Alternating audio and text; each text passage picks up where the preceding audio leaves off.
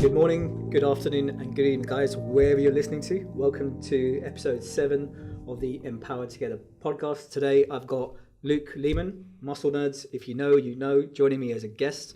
Luke, give us an intro. That's pretty good, considering you haven't done this in a while. Yeah, I know, because I've been a lazy fucker. Yes, guys, I know I actually mentioned in the last episode that I'd been lazy and I needed to do this, so thank you, Luke, for calling me out. That was great. Like I said, one take, too. You didn't even have to stop. Job done. Yeah. Good podcast, guys. See you for the episode 8 in probably about another year's time. So catch me then here. You know. I find that's the hardest. Like, starting things is always the hardest. So, like podcast videos, when I get on stage and I'm lecturing, that's the first thing is, how do I even start this? Yeah. Well, it's one of those things for me. The whole reason I started this podcast was for people to share stories, to be vulnerable. And I've got no shame in telling people that I have my limiting beliefs and things that stop me from doing this because of just my own limited beliefs. Yeah. So I've actually had no excuses the last 6 months to do this. So sorry, guys. And I know how much you love guys seeing me. So hopefully this is the start of me actually continuing doing this and being accountable, especially when I've got a guest like Luke on.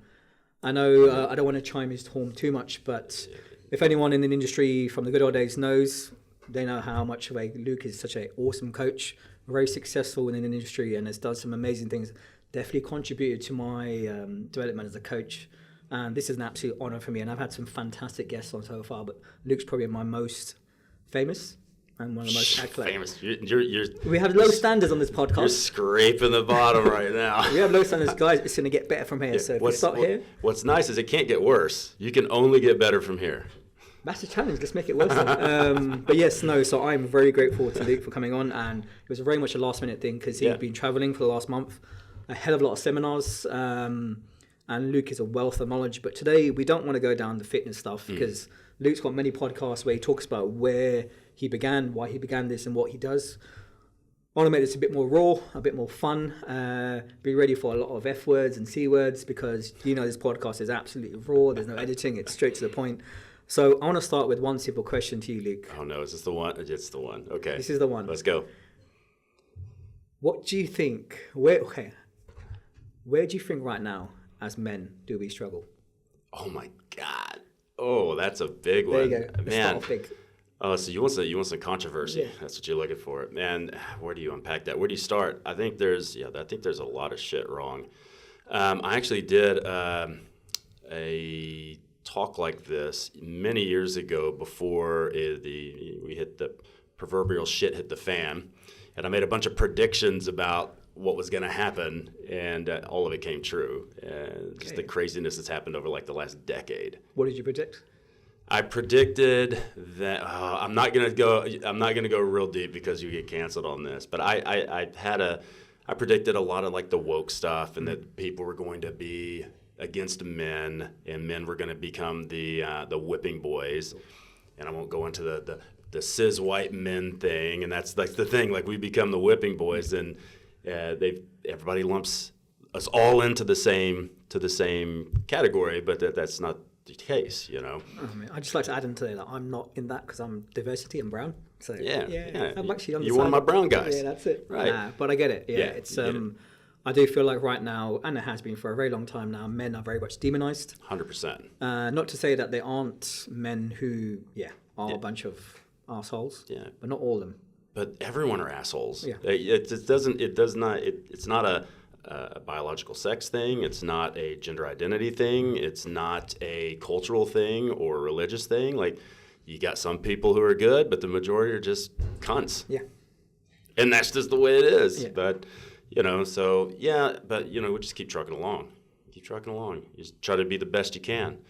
And what does that mean, to be the best you can? I think, I think you and I had a talk about this over coffees, and I think even though Jordan Peterson's kind of gone off the farm, he's kind of gone off the way of like clickbaity stuff and moving into stuff he shouldn't be talking about, but I do like his concept that men should be capable of violence, but then never need to use it unless they need to use it. And I think we've lost a lot of that because toxic masculinity, and I fucking hate that. I hate that phrase. I understand it, but things that men do aren't inherently toxic. there are toxic men, there are toxic women, there are toxic people, there are toxic cunts, and there are good cunts. So we need to stop trying to generalize everything and be more contextual about it and constructive about it and just say, yeah, my underlying belief is that humans are scavengers and we're opportunistic animals. So if you look at it from a survival perspective, if someone's desperate, they do desperate people things in order to survive. And then you have the other side where people get money and power and success, and that turns them into a monster on the other side, that you just want more and more and more. I told you, you were asking me the state of Australia, and we had to talk about that. And it's the same as everywhere else. You got the good stuff, you got the bad stuff. And like if I keep running out of places to go to, I'm just going to get in with some friends. I'm going to buy an island, and we're just going to try to make sure it doesn't turn into a Lord of the Flies situation. But, we're human, so and that kind of thing almost always happens anyways. It's just a natural thing. And if you look at Dr. Sapolsky's work when he was with baboons and he was looking at baboon hierarchy, there was always the guy at the top, and the top guy baboon was like the biggest, baddest dude, but he started getting age-related diseases. His lifespan would shrink, and then everyone underneath him was always trying to become the top dog. But that's just the way we are. We're inherently designed to be like that. It's one of those things where I kind of look at people who are in positions of power. I'll always say that weak men seek power, and true leaders, power is bestowed upon them, basically. Yeah. So what I've noticed is that a lot of men look up to are not necessarily what I would call real men. No. They're just people there who are profiting off men's misery to get a quick buck, give them this lie of like, you need to have X supercar, X amount of girls, X amount of money, this and that, and then you're a successful man, whatever that means. But see, I think of this as, is that inherently true to just men's nature or some men, or is that just a human trait because you see that on both sides of the coin? Yeah. So it's like, I think we're just designed to be that way, or maybe it's just a genetic coding thing where some people get a little bit of something and they want more and they can't. It becomes an addiction. Well, this is it though. We're never satisfied, are we? No. I genuinely believe we're not conditioned to be happy. And then once we have this moment, okay, it's like very short-lived because we have this perception of like, once I acquire this, let's say we're going to get this Lamborghini. We get this Lamborghini, it's amazing. Then after a day or so, it's like, it's just another car. Now you have buyer's remorse. Yeah. Yeah, and it's like, this car no longer satisfies me. I want a Ferrari now. Yeah. But so it's that constant chase. And I think that's the problem is people need to find peace within themselves. Yes. And they need to find happiness in experiences. Yeah. And, dude, you're going to die. Like, we're all dying. Yeah. Right? You had cancer. You got hit by a bus. Yeah. You could have died. You're going to die anyways, but you could have died before it should have been your time. We're all living on borrowed time. Yeah, we all have to remember that. And, like, is more stuff going to make you happy? Because as much success as I've had with my companies and what I do, it's not like we're wealthy. Like, because we don't really focus that much. You make money to act as a vehicle to then do cool shit and help people, or you have some people that get money in order to elevate their status or stroke their ego, and they don't do things for the right reason. But it comes down to, what does wealthy mean? Yeah. Yeah. You know, like, is there like an actual number that defines that we are wealthy? If I'm correct in saying, many years ago, Psychology Today would say that once you're earning more than 70K, your happiness doesn't change. Yeah. But I know that metric has changed now to like 200,000-300,000. Yeah. But what's changed over the years to change that metric? It's our outlook on. I guess it's kind of like wanting more and more and more and never being satisfied. Yeah, but that's the thing, and you have commercialism feeds into that. Mm-hmm. So they always tell you you're not pretty enough. You're not smart enough, you're not tall enough, you're not muscular enough, you're not lean enough, you don't have enough money, you don't have the right partner, your kids aren't good enough. Like, they feed into this to get us to buy more shit, and it becomes an addiction just like cocaine and hookers. Yeah. Yeah, but people are in denial. They don't think about that, and they don't go, maybe I've got a problem, maybe I have a money addiction. Because I heard from a friend of mine the other day, he's in our industry as well, and he and I could not have completely like distant, separate, polar opposites of the opinion. So he's into clothes, he's into cars. I'm into cars too, but I'm into cars because I've always been a car guy, but he doesn't really know a lot about cars. And he's just throwing stuff out there, and he wants to collect all these cars. And I'm like, why do you want to collect all those cars? Like, what are you going to do with them? They're just going to sit there. They're going to sit in your garage. You're never going to drive them. Like if I buy a car, I'm going to drive it. And I only need one car. So I'm going to buy one car. I'm going to beat the brakes off of it and then fix it up or get rid of it and buy another car. Or, and we had this, let me get to the point because I'm digressing. You know how I go on tangents. But eventually it came to a money talk, right? And always talking about money, which I don't like talking about money. I mean, it's not a big thing to me. And my goal with what I do is to help other coaches so they can help thousands of people that they're going to touch in their career. And it was just a statement of, fuck the success, I just want the money. And I went, oh, that is a big red flag to me. Like, money should be a side effect of doing good things. It shouldn't be the focus. Mm-hmm. And so I'm going to do these things out of need for money or desire for money. It should be, hey, I'm going to do these things and do really well, and I will be rewarded by being able to survive and have money and have some cool things, but I don't need to make everything in my life about having things. I think one of my favorite quotes that I've always lived by for our business is Zig Ziglar, help enough people get what they want out of life, you'll eventually get what you want out of life. And I'm happy where I am. Like, I get to do cool shit. I travel all over the world, and I get to talk to coaches, and I get to help them. I get to get on stage. People pay me to stand up there and like tell dick jokes and say cunt. And I'm like, I'm totally happy with this. Now, I'd like to be able to pay my bills a little more, so maybe I should have a little bit more money focus, but that's a dark road to go down when you start focusing too much on that. I also feel like when it comes to the conversation on money, there's so many limiting beliefs around money and people's acquisition of getting more money that it's this constant chase, but there's so much emphasis put on money as this kind of predictor of success or status that the kind of cost of trying to chase it comes at health, family, relationships, all these things. And ultimately, once you've received that money, it's like, was it worth it all? And one thing you didn't mention is your soul. Yeah. You know? 100%. If you look at a lot of the guys that are at the very top of our industry, how many people have they fucked getting up there without even giving them the respect of giving them some fucking lube? Mm-hmm. Because that's it. All the guys I know that are the most successful in the industry have usually fucked a bunch of people to get there. Yeah. And I said I would never do that. No fucking way. It's true. Like, who are you going to trample to get to where you want to be? And what's the cost of that? I want to be able to sleep well at night. Yeah. And I want to be rewarded not from fucking other people over, but from doing good shit. And ultimately, when you have that big pile of cash, who are you celebrating it with? Yeah. When you're sitting at home in your mansion thinking about, okay, who am I going to share this money with? Yeah. No one cares. You're either going to share it with fair weather friends who are only with you when you have money, or you're going to share it with other people who fucked a lot of people to get where they are. And then you can't trust those people as well. No. Because you're looking over your eye because they're going to fuck you over as well at the same time. It's just like that. I'm always transparent with everything I do. So I probably shouldn't say this on video, but there's only one viewer to this podcast anyway. It's fine. Thank you, Mum. So it's like everybody knows that I like to do recreational drugs. Yeah. And I'm very responsible with them. And I do them in places where I can do them and not get in trouble. So, and they're a once in a while type of thing. But when I was in my 20s, I did a lot all the time. And it was funny that when you decided to get out of that, all those people who were your friends were only friends because you were all going out and doing this stuff together. So it's the same thing about money. What happens when you lose all your money? Those people aren't going to be around. The people that will be around are the people that you helped and respected you, but the people that you fucked won't be around, and the other people with money won't be around. Yeah. I mean, I learned that the hard way in my 20s because I grew up in my 20s. I had very much my self-esteem issues, my insecurities.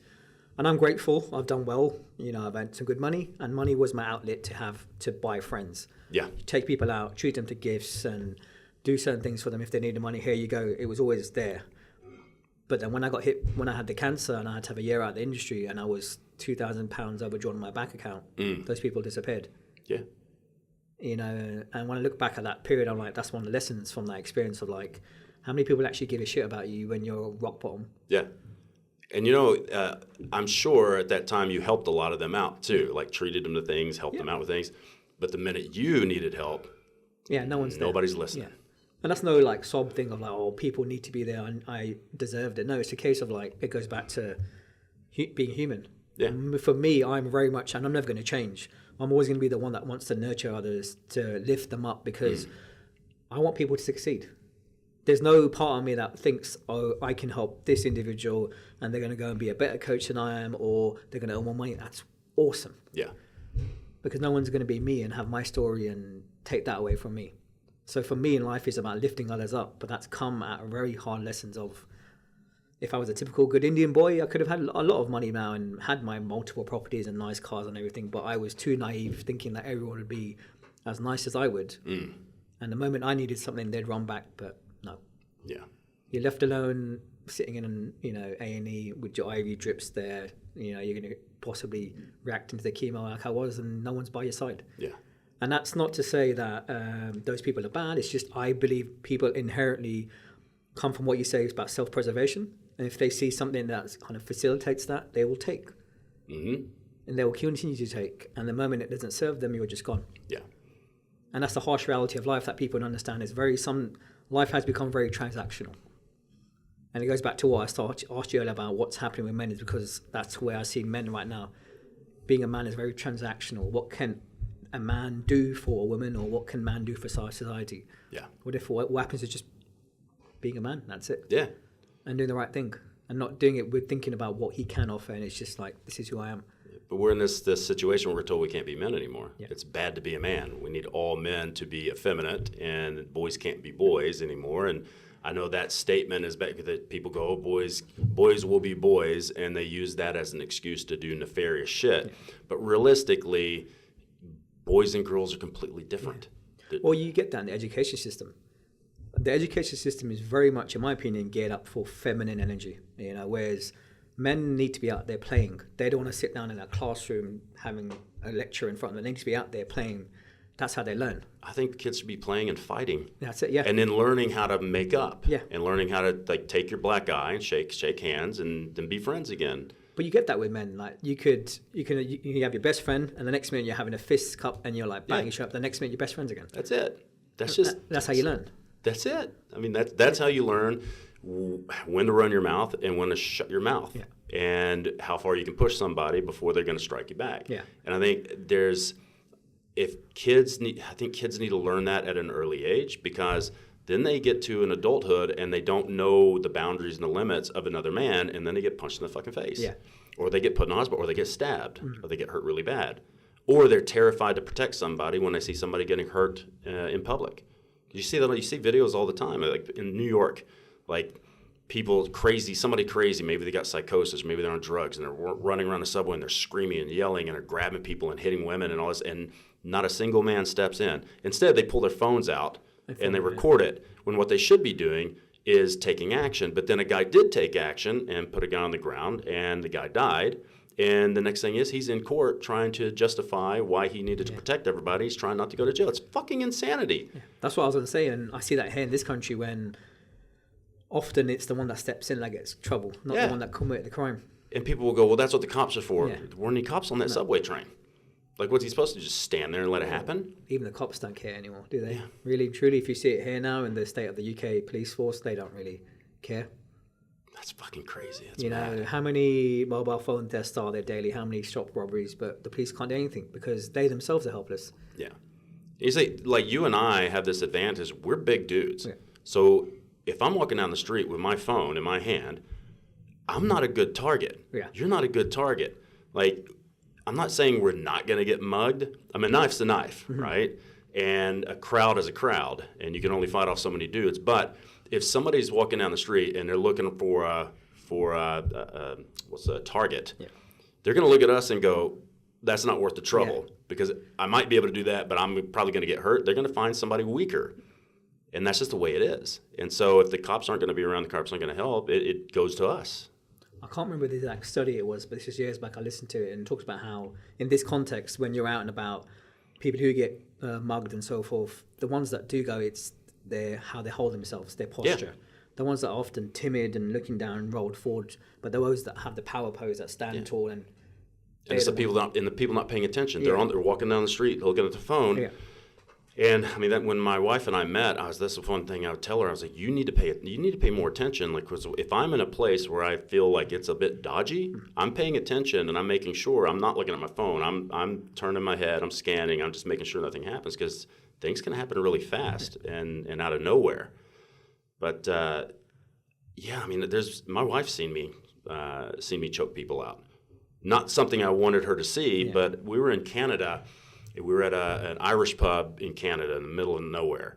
And I had gone to get some treatments on my shoulder and my ribs because I messed myself up. And I've been all over the world. Nobody could fix me. And my buddy had just finished some manual therapy, some new stuff like craniosacral things and like really hard. Like it was painful. I was crying in the treatment, but it fixed me. Yeah. So one day after he worked on me, I was hungry. And I said, let's go to this Irish pub. And he's like, this is not really a great neighborhood. And I'm like, yeah, but I'm hungry and I don't think anything's going to happen.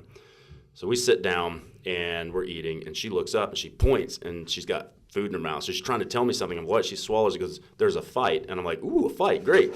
So I go, pub fight, excellent. So I turn, and this guy punches another guy. The guy hits the ground. The guy who had punched him stepped back and fucking punted the dude in the head. And I'm like, whoa, and no one's doing anything. So I ran up, and I grabbed the guy and pulled him to the ground, and I choked him out. And I was like, I can't believe like no one did that. He could have killed that dude.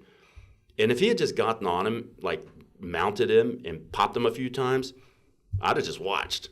Maybe I'd pull my phone out and be like, oh, this is going to look great on Instagram. Good hits on social media, yeah. But like when you're seeing somebody doing something that could possibly kill another human being, like you have to do something. If you're the only dude or only dude willing or capable, you got to step in.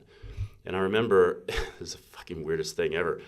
So I choked a guy, and he's like thrashing around. And I'm like, bro, just stop fighting, and I'll let you go. So he just goes completely flaccid. And I'm like, all right, I'm going to let you up.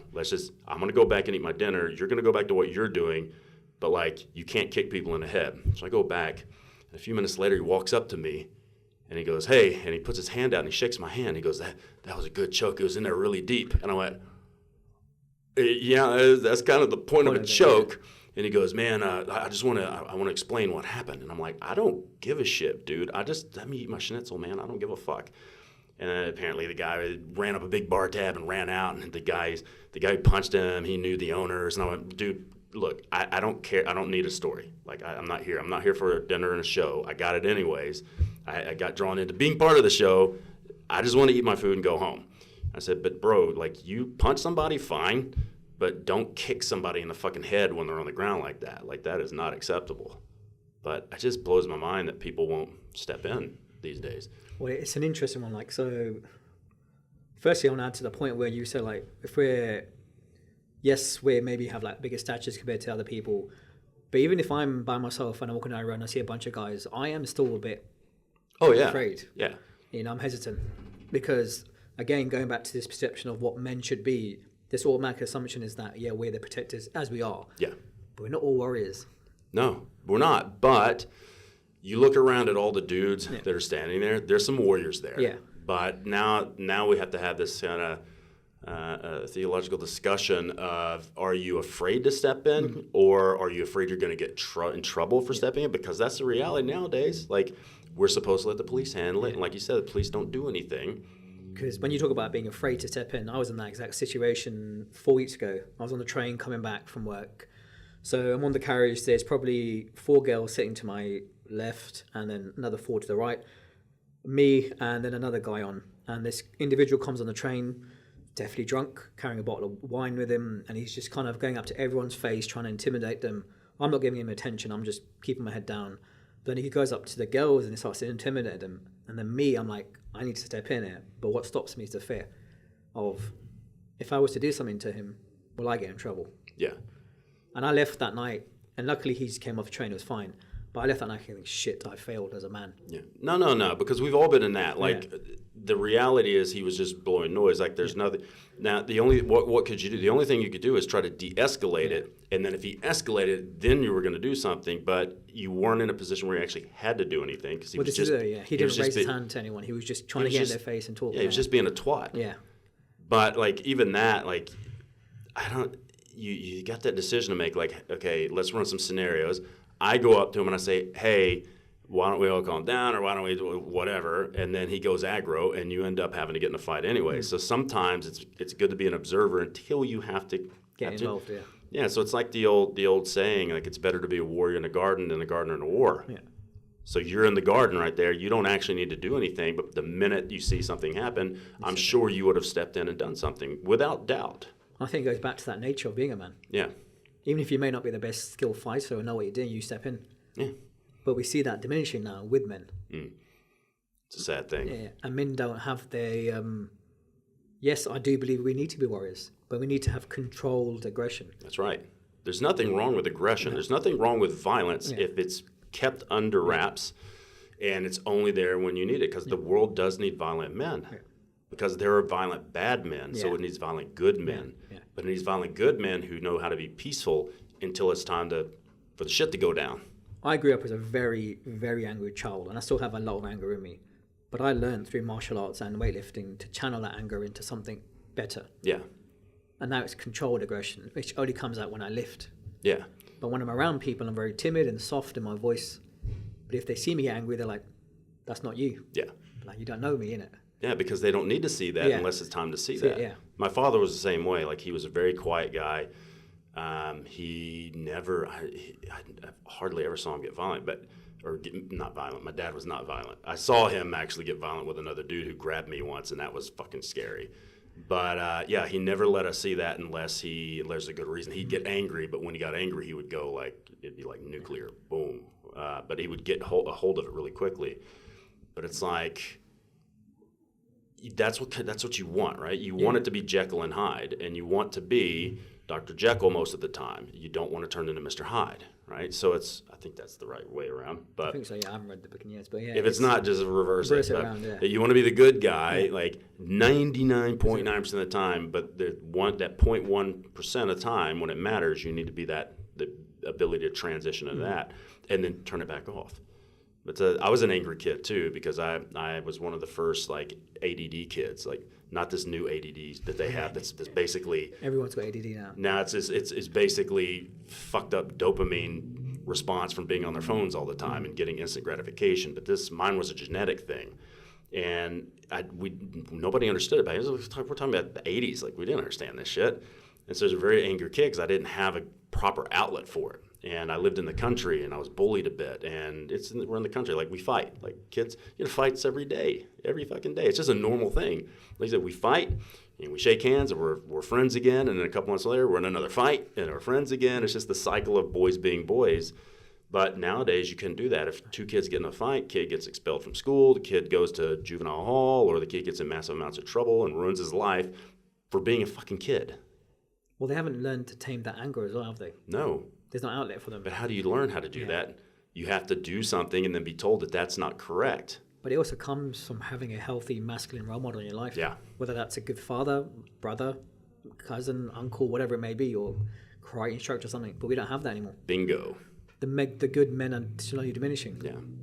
We've got this point where you have broken families and there's no father figure, and boys need to be raised by their mothers part of the time, and they need to be raised by father or father figure part of the time and be taught how to be a man. A woman can only teach a man how to be a man from the perspective of how he should treat a woman, but she can't treat him how to be a man in response to other men, especially men of varying degrees of aggression and egotism and cuntism. Yeah. I think I just made that word up. That's a word. Yeah. Put that shit in the Webster Dictionary. That's it. Cuntism, Right? guys. Remember that. Yeah. But you need both sides. It's the yin and the yang. You need both sides of that. But this is why we have families. Yeah. This is why, I am a very much firm believer on the nuclear family. We need good women and we need good men. Yeah. Because they create a good future. But the narrative push now is you don't need anyone. You're independent, you're strong alone, it's fine, you can do everything yourself, But no, it doesn't work like that. No, but we also don't need nuclear families where the dad's an asshole 100%. and teaches the son the wrong way to understand violence and bullies the kid, and then the kid goes and bullies other kids. I love kids, and I will be the best father if I get the opportunity to have kids. I will make mistakes, but I know I'll be a good father. But at the same time, I don't believe everyone should have kids. Because that little person comes into the world very like a blank canvas, innocent, free. If you don't have your shit together as a man or as a woman, you're destroying that kid's life. Correct. And we repeat this buzzword, generational trauma. We continue the cycle. We do the very thing that our parents did, which we wish to break onto our children. Yeah. So as much as I love the idea of, we need family, we need kids in the world, not everyone should have kids.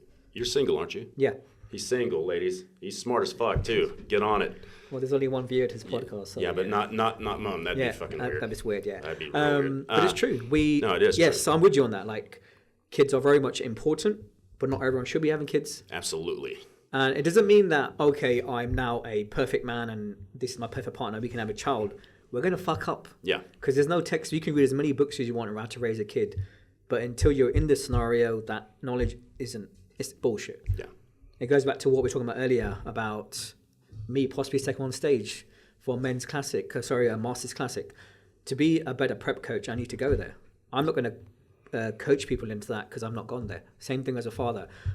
I can read all the textbooks, have all that stuff, but until I'm in the actual scenario, I've fucking no idea. No experience. Yeah. No experience. Like I've always said that if you're going to coach bodybuilding, I don't think you have to get on stage, but you have to get stage ready because you have absolutely no idea the difference between fat loss and getting to like a normal or even we'll say above average, like below 15% above average level of body fat.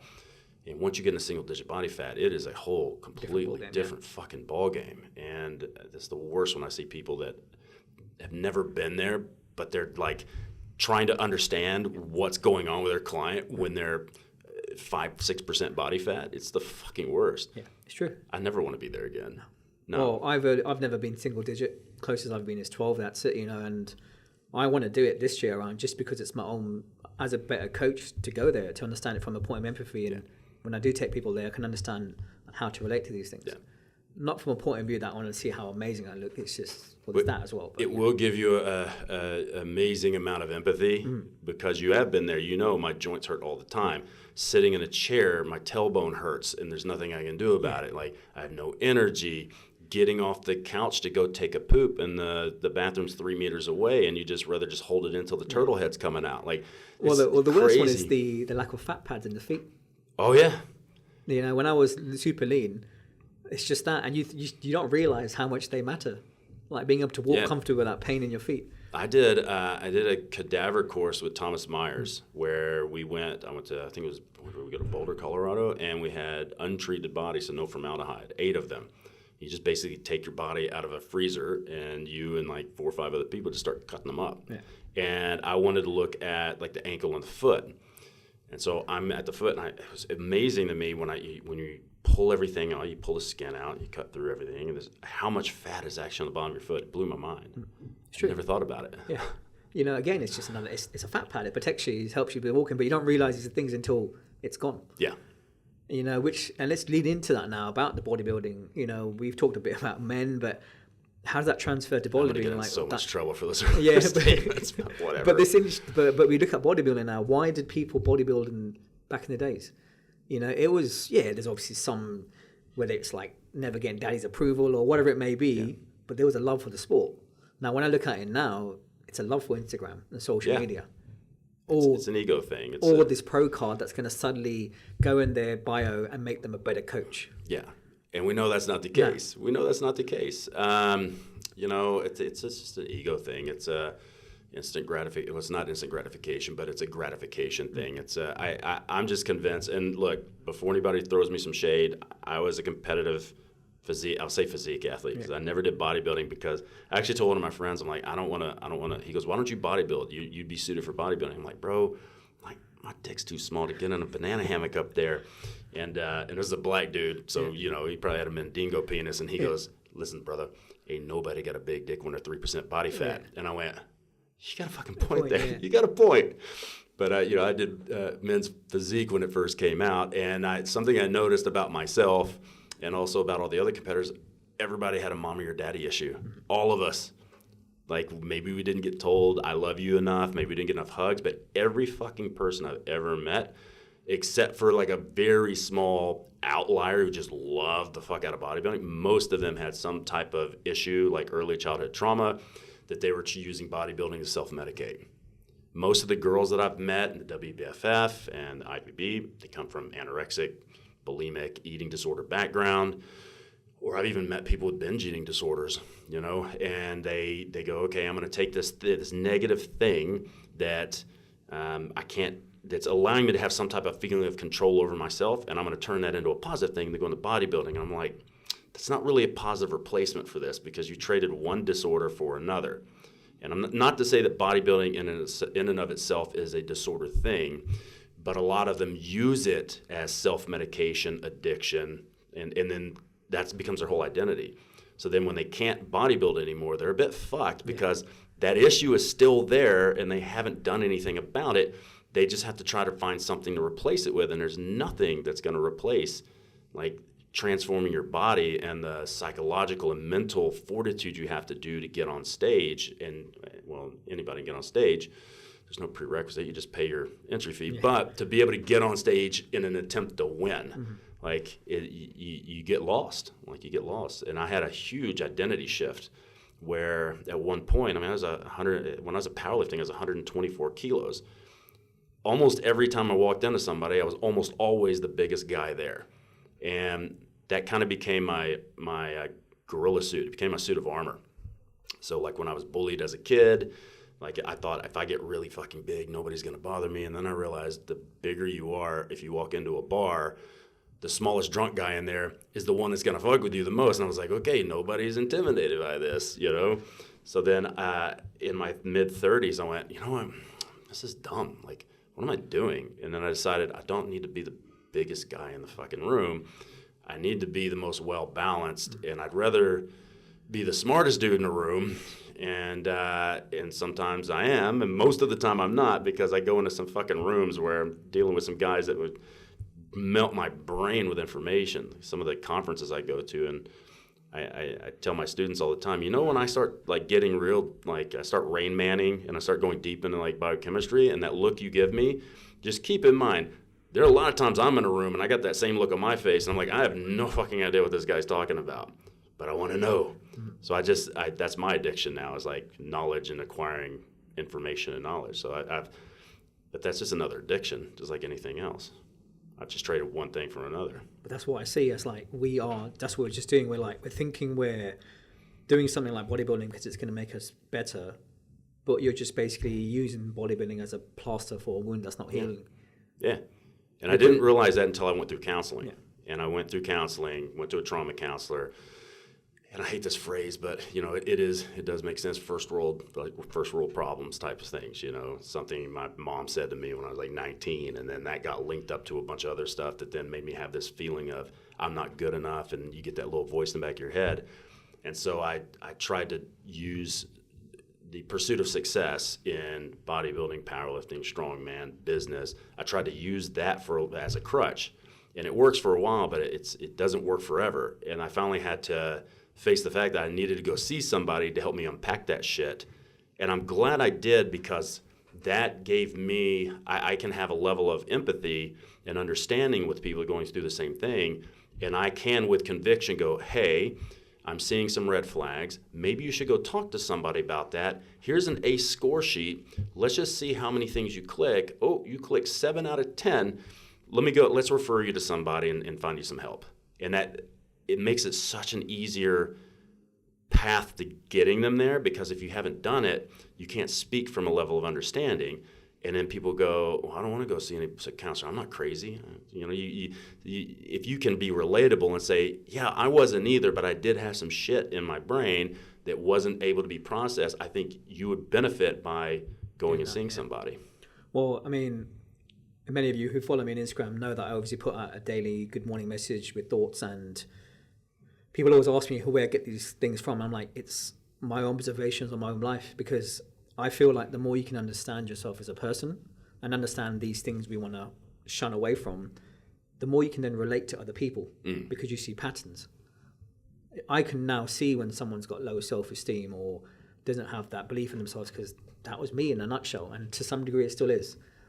And then I think as a coach it makes you better, because you're like, hey, I can see this coming up, but then you also know how to talk to them in the right way about it, because some people don't want to have these conversations. No. It's very easy to just bury things away because we'll do it tomorrow, or that's not important, or why do I need to bring up stuff that happened 20, 30 years ago? Yeah. But that makes you who you are today. Yeah, but like we're told, as men, we're told not to do this. We're told you have to be men. Stop crying, I'll give you something to cry about.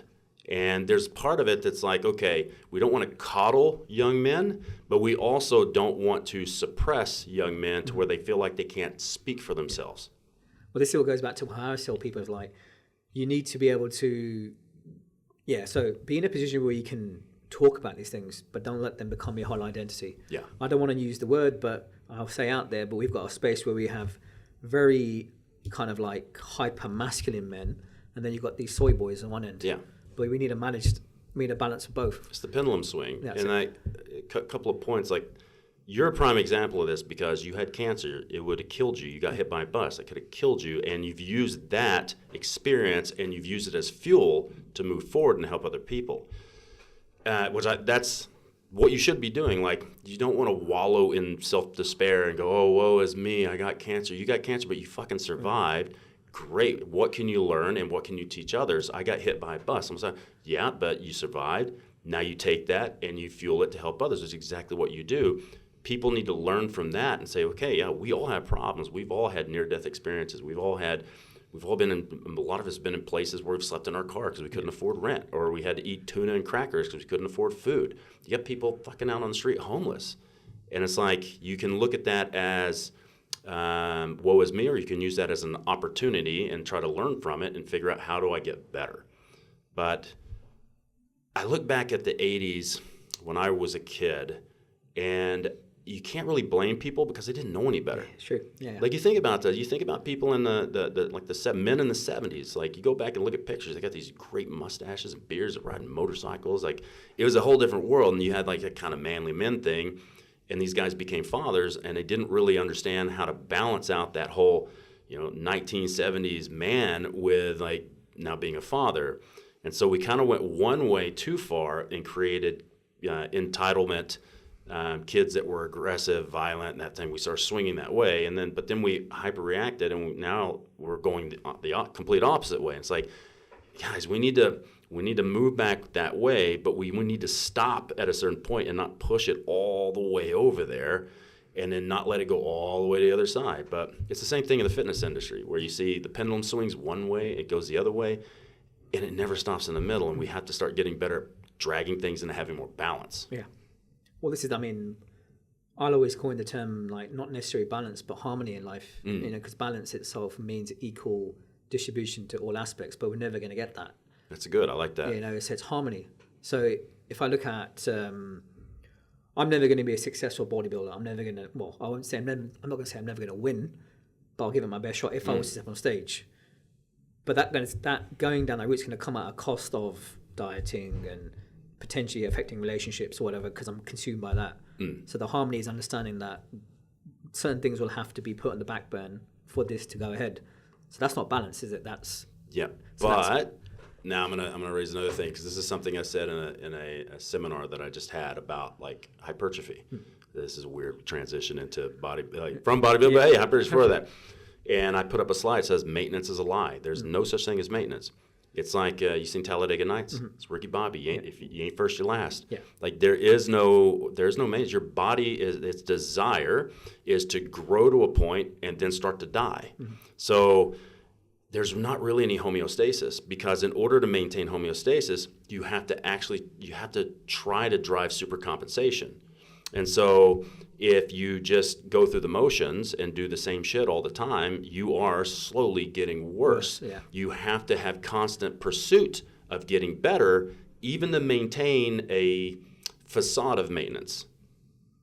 Now, we were talking about that with fat loss, and like, you're not going to put on muscle without drugs and that type of thing, but you get the idea, right? So the ability to maintain balance comes from doing imbalanced things, because life is by nature imbalanced. And so if you want to go, let's say if this is where we have harmony, and we're going to call it harmony or balance or whatever, the desire is to go this direction, so you have to constantly try to push this direction. So you're using imbalance to maintain balance, or using imbalance to create supercompensation to get better. But that becomes a different level of balance depending on what you're trying to get out of it. And I'm just waffling on. And no, but it's a great point. It's true. I'll start going like, I don't think I took my ADD medication today. No, but it comes down to the point of understanding whatever it is in life you're pursuing, where is the harmony or balance within that? Yeah. Life has no cruise control. No cruise control. We're all in traffic. Yeah. We're always moving. We're in a That's constant state of moving. We're never completely still at one point. No. And if we are, life just flies by and you're like, fuck, Yeah. what happened just now? Yeah, but I think a lot of people, they want to try to live life on cruise control. And that's not good. It's not good for the person. That's not good for society. That's not good for the progression of the human race. We have to get more people interested in moving forward, which, like you said, is one reason why I think we need children. Like, I'm not having kids. Like, by the time I met my wife, I was already getting older, and we have medical issues where we might not be able to have kids on both sides. So we just decided we'll have dogs. And when our retirement plan, and the only reason we need to make money is because we want to start an animal sanctuary with like all dogs, and then I need 2 alpacas. That was a non-negotiable. That was actually in my wedding vows that I get my alpacas. But it's like you got to find a reason to contribute, because what's your reason to live? But so actually I had this conversation with a client yesterday. Too many people nowadays don't think about the bigger picture. Yeah. It's very hedonistic, and it's about me, not us as a greater whole. It's like you just said, we need to contribute. Yeah. People don't care about that. No. They just care about how can things serve me. Yeah. How can things contribute to me? Yeah. But that's such an ass-backwards thing. Like, even if I'm not going to have kids, fine. I can help people in other ways. I can find a way to contribute. If you're not contributing, what is your reason for even getting up in the morning doing anything? So, like, I don't think I'll ever retire. Even if I won the lottery, I told people if I won the lottery, I would do what I do for free. I mean, I would take a lesser role, but I'd pay other people to carry on the message and keep building the business regardless of if I needed the money or not. So, yeah, like, I think people that aren't willing to contribute and aren't willing to raise kids to contribute shouldn't have fucking kids. And we have too many dumb people having lots of kids. And it's I find it sometimes as a cosmic joke about how the people who I see should have kids never have kids. Yeah. The people who should be with people often struggle to be in relationships, but the ones always giving the advice to be with those who are in relationships. Yeah. It's some weird cosmic joke. So weird. You know, and I'm not to say I'm this perfect man and whatever, but I'm that individual who's always there giving the guidance to the people in the relationships. Yeah. Or the ones, but then it's like when it comes to me, I'm like, what am I doing wrong? Like a guy like you who is in this pursuit of harmony, is in this pursuit of balance related to yourself, and a guy that's as smart as you should have kids, right? Because there's a genetic potential there. If you find the right partner, you got to pass that on, because people are getting dumber. They're getting dumber. I hope. Well, I think for health reasons, I probably won't be able to have kids because of the cancer. Yeah. But I made peace with that a long time ago. You know, and for me, like, contributing is what I do every day. How old are you? I'm 39. Yeah. Okay. You know, I always wake up every morning thinking, how can I make someone smile today? That's it. Yeah. Yeah. It's that simple. That's the contribution to the world. How can I make somebody better? How can I drive forward? Because ultimately, what we do in life should be for others. I don't believe there's such thing as a selfless act, because there's always a return, even if it makes you feel good. There's an equal exchange of something there, or an equal loss, depending on how you raise your kid or the situation, right? But I think people hear you should be a father. That doesn't necessarily mean you have to have kids. Yeah. Because there are programs like Big Brother, Big Sister, stuff like that. You can be a great uncle if you have, I'm a terrible uncle, but this is one thing I'm grateful for. I believe, kids, if you're listening to this, I am a great uncle. Yeah. Like, I'm a terrible son. I'm a terrible brother. I'm a terrible uncle. But I have a reason to be, and it's not an excuse, because I don't like excuses. But because of my ADD, if something's not in front of me, it doesn't exist. Yeah. Like, I lose stuff all the time, even knowing where I put it. If my wife puts something in front of something, it doesn't exist to me anymore. And I've tried my best to work on it, but it's so difficult. And that's fine. But I'm at peace with that. Yeah, I have terrible relationships with people because of that, but at least I know. I'm willing to admit. I'm not going to be in denial and be like, it's everybody else. No, it's me. It's me. Like, I forget shit all the time. Even my goal in life, my pursuit to make someone smile every day it was born out of the pain I went through. And the kind of pain I had growing up. My parents are phenomenal people. I love them to bits. But they only had a limited skill set on how to raise me. And they could give me everything that the conventional kids wanted, whether it was money, opportunities, but they didn't give me what I actually needed. But I learned from a young age that just wasn't their language. Yeah. So that I developed that within me. And then I'm driven by that pain to make people smile and make people not feel alone, because I know what it feels like to be lonely. and to be nothing in a world that's, crying out to you every day. Yeah. So, but that's the contribution. And you're right. It doesn't have to be my own kids. No. And I totally get that. Like I look at my employees as my kids, because other than one of them, I'm quite significantly older than most of them. I look at my students as my kids. Like, how can I help these people be better, because I'm not going to have kids. And I come from the similar background as you. My background is like lower middle class. Dad was working overtime all the time, so he was never around. They did their best to give me whatever they could, like the opportunities, but we weren't like a huggy, kissy, I love you family. I think I didn't hear my dad say I love you until I was like 23 or something, and that's a long time. Yeah. And my mom said it, but it was like on Christmas and, Thanksgiving, holidays. It's not, I used to see it, my other kids, that their parents would say it to them every day. Like, we just weren't that type of family. So I had a lot of relationship issues, and the ability to express love in what should be a normal, acceptable way has always been difficult for me. I mean, I'll stand firm with this statement that I believe that vast majority of men's love language is words of affirmation. Mine, they never 100%. got their dad saying I love them, because my dad hasn't said it to me. Yeah. If my wife listens to this, hopefully, she's probably sick of hearing me talk. She has to edit all my videos. But this is why I go out there, try to make others smile and happy, because I know what it likes to not have that from my father. Yeah. And I made peace with that, because I know he's never going to say it. Yeah. But I'd also be lying if I said I actually made genuine peace, because there's still a part of me that wishes. But I don't let it consume me, basically. Yeah. Like, that's words of affirmation. That's mine. Like, I just want to be told I'm doing a good job. Man. You know what's I bring up another topic. Something that's really scaring the shit out of me. Like, I like all the AI stuff. I think it's cool. It's actually, now that I'm learning how to use it, it's making me work faster. With the stuff that I'm not very good at. But what's going to happen when AI gets to the point where we have robots doing all the menial jobs, and they're going to, I suppose they're going to put people on like a universal income. What's going to happen with people who the only thing they had in their life was their job, even if it was just a menial job? You worked at McDonald's at the front counter, and now it's all robots and shit. Like, what are you going to do? Because you have nothing. Yeah. Like, you have no hobbies, you have no passions. I'm hoping people develop the ability to find something that they're passionate about to actually fill their time. But this is another thing now, because that's not instilled in them from a young age, because they're told that you need to go out there and get a job and be successful. That's what it means to live. No. So people don't have that purpose. And again, it comes from having a good role model to say, what is your purpose? Yeah.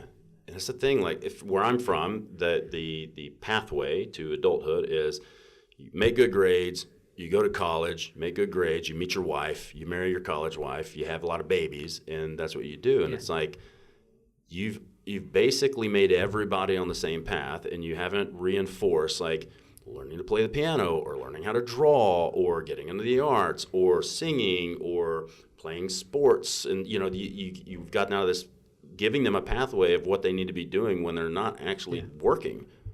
But I guess that's part of, too, like I am pro-capitalist. I'm just not pro-capitalistic greed. Yeah. I like free trade. I like the ability to trade goods and services for money and make a living that way. But again, that when that gets out of balance and it only becomes that, like, you've got nothing left. It's true. Well, we're going to wrap this up soon. So I want to end with one point for you then. What's your closing statement to the people listening to this? After everything we said today, what's your closing statement? My closing statement? Yeah. It's been an hour, and we could waffle on forever. Yeah, I think people's 100%. attention span will probably die after this. Yeah, I think, look, man, just don't be a fucking cunt. Yeah, cool. Just be a good fucking person. Yeah. If you're going to be a man, don't be a toxic man. If you're going to be a woman, don't be a toxic woman. Like, just be nice to fucking people. Just wrap that for me in a nice little thing. What does it mean to be a good man and a good woman? I think I hate altruism and I hate selflessness to the degree where you set yourself on fire for people and people take advantage of you. I think you should always give things, never expecting anything back, but you should always take things in an effort to now give something back. And if we all just balanced that out and didn't just take and give, but had equal exchange, or even if it's slightly unbalanced, make it fair. Like, make it fair. All right. Perfect conclusion. Well, guys, thank you so much for tuning in to episode 7. Yes, I'm right. That's it. I will promise to do more of these, and thank you for all you who do listen, because it does mean a lot for me, and I'm still doing my own sort of beliefs and limited beliefs and hold me back from doing this, but I'm really grateful I had Luke on. Definitely someone who's contributed to my career as a coach, a mentor, and an absolute awesome person. So thank you so much for coming on. And I'm going to get a closing statement. You should do this, because I've been on a lot of podcasts, a lot of good ones and a lot of really fucking train wreck ones, and you got a gift for this, so you should keep doing it. Thanks. I paid him for that, by the way, guys. So on that note, goodbye. Thanks for listening. Good. Cheers, mate.